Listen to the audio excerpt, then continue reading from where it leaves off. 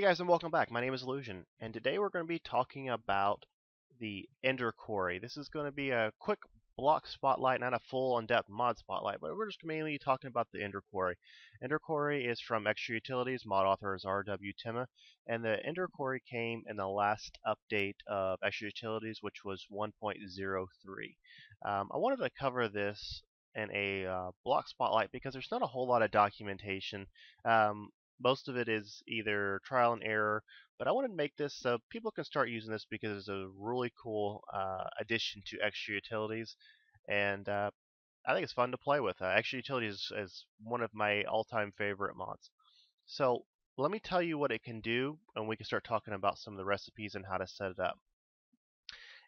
Has virtually no size limit, like versus a Buildcraft Quarry that is capped out at a limit. It is very server friendly, and the way that server friendly is once you set up the quarry, it only keeps two chunks loaded: the chunk that it's mining and the chunk that the actual block is in. So, for if you're running it on a server, you're not creating all that extra lag by having lots of chunks loaded. So very server friendly. Another cool thing is it mines one chunk at a time. That kind of goes back into the chunk loading portion of it. It also mines from top down in that one chunk. So you're not having to wait towards the end of your Buildcraft Quarry to start getting into the really good stuff like your gold and your diamonds, your lapis, your redstone. So that kind of also kind of a nice addition.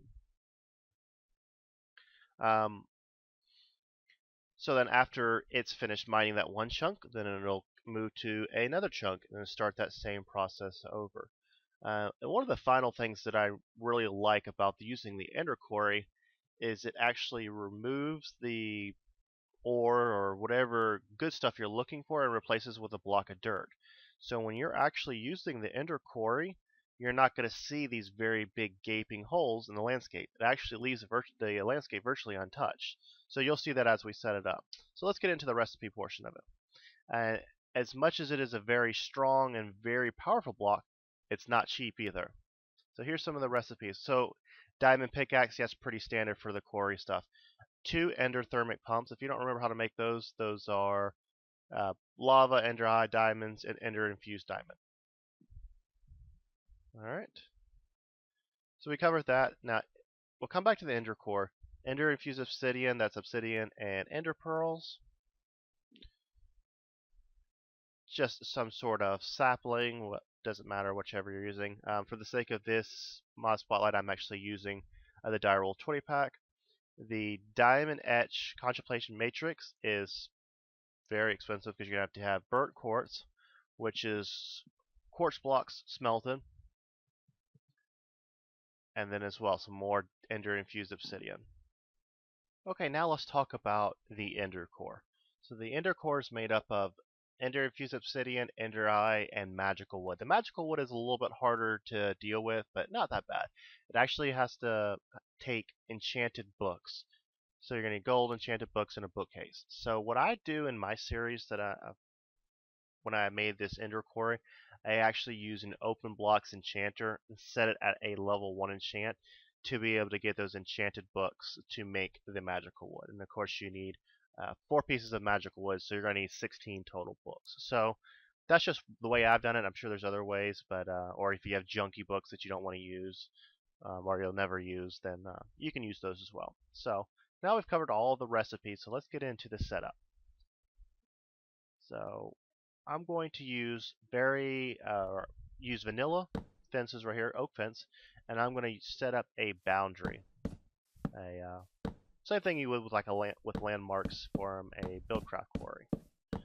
So it doesn't have to be symmetrical, doesn't have to be perfectly square. In fact, I will make this purposely oblong shaped and show you that it'll still work. So there we go. Alright, so you can see them, a little bit off center there, but this will still work. So I will place down my ender quarry. I'm going to click on it with a open hand. It'll say establishing or analyzing fence boundary, and then a successfully established boundary. So now we have our quarries ready to go.